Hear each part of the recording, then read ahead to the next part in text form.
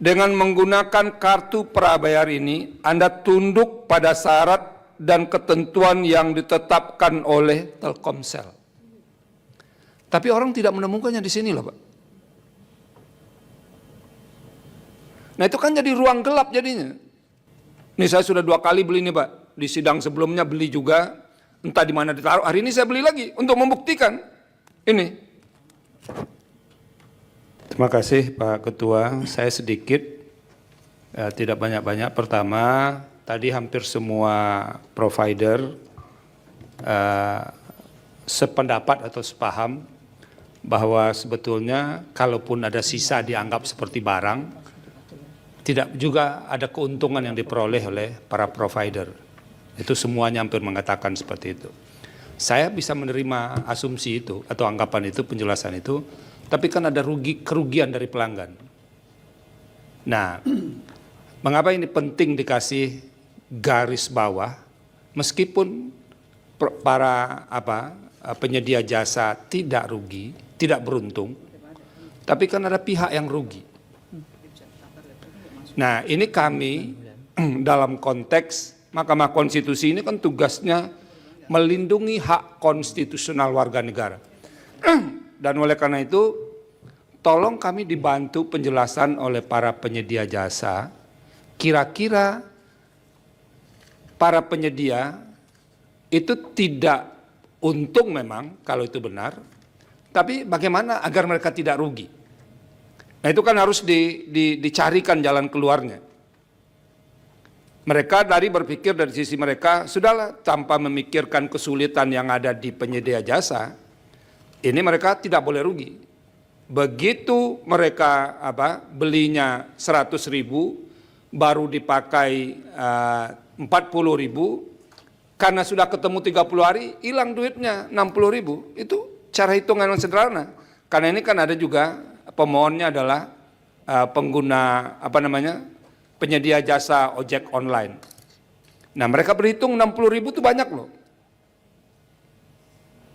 Nah tolong kami diberikan penjelasan berkaitan dengan ini, kira-kira inovasi apa sih yang bisa dilakukan sehingga para pengguna itu tidak terlalu banyak dirugikan.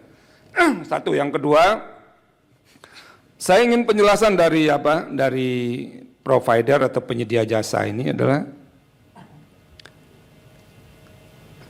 kalau saya beli seperti ini produk Telkomsel ya, Simpati, kan di sininya disebutkan begini, syarat dan ketentuan.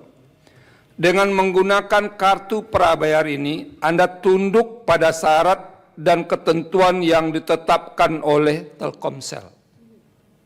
Tapi orang tidak menemukannya di sini loh Pak. Nah itu kan jadi ruang gelap jadinya. Kan tidak mungkin semua orang berkemampuan untuk mengakses apa syarat dan ketentuan. Mohon maaf. Apa syarat dan ketentuan itu? Kalau PLN tadi, satu poin yang kami ambil dari penjelasannya, mereka tidak bisa melakukan modifikasi karena semuanya ditentukan oleh negara. Tapi kalau yang lain, penyedia jasa ini, itu kan bisa dengan modifikasi. Ada batas atas, ada batas bawah. Dan oleh karena itu mestinya menurut saya agar para pengguna tidak terlalu dirugikan, harus ada yang clear menjelaskannya.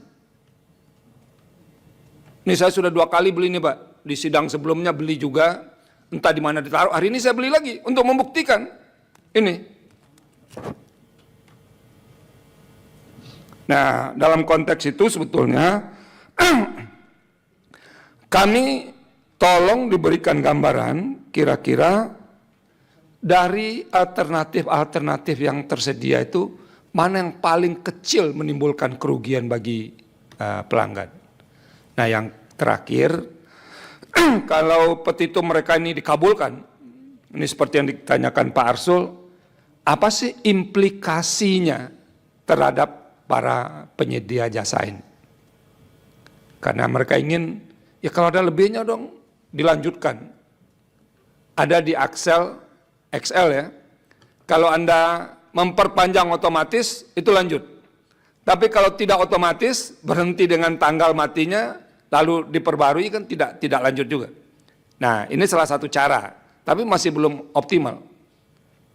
Nah, itu yang harus dipikirkan. Jadi boleh para penyedia ini berpikir untuk keberlanjutan dan segala macamnya, biaya mahal itu, tapi pengguna itu harus dipikirkan juga. Kenapa? Karena ini termasuk produk produk penting sekarang. Apa namanya Prof. Guntur tadi? Yang disebutkan tadi, hajat hidup orang banyak. Jadi hajat hidup orang banyak itu sebetulnya menjadi pengikat saudara-saudara untuk tidak leluasa menentukan segala hal. Itu yang harus dipikirkan. Makasih Pak Ketua. Ya, terakhir Prof. Eni silakan. Baik, terima kasih. Terima kasih kepada semua pemberi keterangan. Ini supaya seimbang saja ya, kepada pemerintah pernah saya tanyakan. Berkenaan dengan yang istilahnya kuota hangus yang tidak kepakai itu saya tanyakan kepada pemerintah di mana sesungguhnya akumulasi uangnya itu. Begitu juga supaya seimbang saya tanyakan juga kepada provider.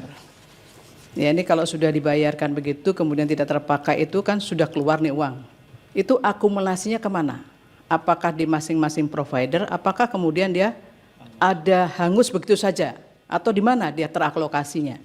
Ini mohon dapat dijelaskan. Jadi di mana uang itu teralokasikan? Kenapa? Ini perlu saya tanyakan. Ya, saya tidak menafikan bahwa terkait dengan pembangunan telekomunikasi ini memang membutuhkan investasi yang besar, padat modal. Yang tadi sudah jelaskan. Apakah sesungguhnya investasi yang besar padat modal itu juga kemudian memiliki satu desain bisnis yang berkaitan dengan yang sekarang ini dibahas ini, ya dipersoalkan ini.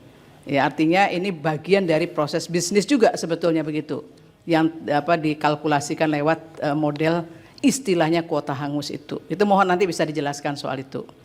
Kemudian yang berikutnya, ini saya tangkap juga dari keterangannya dari Telkomsel khususnya, bahwa memang kemudian yang kuota yang kemudian dinyatakan istilahnya hangus tadi memang tidak memungkinkan katanya untuk disimpan, dialihkan atau dikumpulkan. Tetapi saya mendengarkan tadi dari Yang Mulia Pak Arsul mengatakan ada ini produk yang modelnya akumulasi begitu loh. Nah, ini gimana kemudian kok bisa muncul seperti ini? Apakah ini memang sesuatu yang kelihatannya kontradiktif atau kemudian memang sebuah desain baru yang kelihatannya mungkin tadi tahunnya masih baru itu? Apa karena mungkin ada isu perkara ini kemudian muncul produk itu, atau memang produk itu memang didesain untuk akumulasi seperti itu? Itu mohon dapat dijelaskan soal itu ya. Kemudian yang berikutnya, tadi Yang Mulia Prof. Saldi menunjukkan kartu itu kan kartu perdana, kartu perdana yang mungkin muncul kemudian adanya semacam ya klausul perjanjian yang sederhana itu. Bagaimana kemudian ketika proses untuk memperpanjang itu kan tidak selalu dengan model seperti itu, tapi kita bisa kemudian secara online. Itu di mana letaknya yang kemudian dikatakan di dalam Indosat mengatakan ini ada parameternya yang sudah disepakati.